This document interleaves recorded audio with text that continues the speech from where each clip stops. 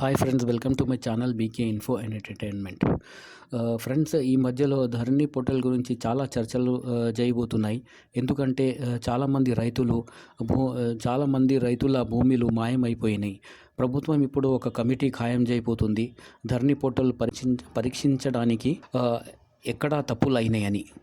ఎలా అంటే చాలా తప్పులు మనము గమనించవచ్చు.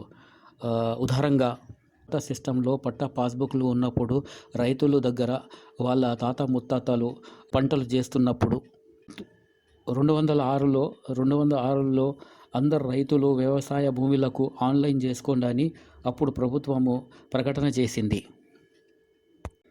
అయితే అందరు రైతులు పట్టా పాస్బుక్లు తీసుకొని వెళ్ళి వాళ్ళ పేర్లలో ఆన్లైన్ రిజిస్టర్లో ఎక్కించుకున్నారు.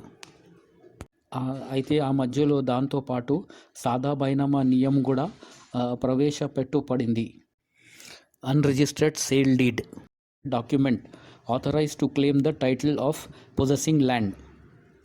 అయితే ఎంతోమంది వ్యవసాయ రైతులు సాదా బైనామా తయారు చేసి ఎకర్ల భూమికి యజమానులు మారారు.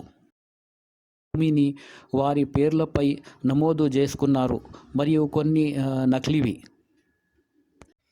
అయితే అలాంటప్పుడు ఎవరెవరు భూమిలు ఆన్లైన్లో ఎక్కి ఉండేనో అలాగే ధరణి పోర్టల్లో చేరుకున్నాయి. త్వరలో ధరణి పోర్టల్ ప్రవేశపెట్టారు. పట్టా పాస్బుక్ ఆన్లైన్ త్రూ సాదా బైనామా ధరణి పోర్టల్. అప్పుడు సర్వే నంబర్స్ చాలా మ్యానిపులేట్ అయి ఉండొచ్చు. వ్యవసాయ భూములకు డిపార్ట్మెంట్లో సంబంధించిన నకిలీ సంతకాలపై ఫోరెన్సిక్ విభాగాలు రుజువు చేసిన నకిలీ సాదా బైనామాలకు సంబంధించి కోర్టులో పెండింగ్లో ఉన్న చాలా కేసులు ఉన్నాయి. దీనికి సంబంధించి కేసులు పెట్టిన కోర్టులో ఇంకా వాళ్ళకు స్టే దొరికినా కూడా వాళ్ళకు ఇంకా కేసులు అవి సెటిల్ కాలేదు. దగ్గర 3 సంవత్సరాలు అవుతున్నాయి, కానీ వాళ్ళకు ఇంకా న్యాయం దొరకలేదు.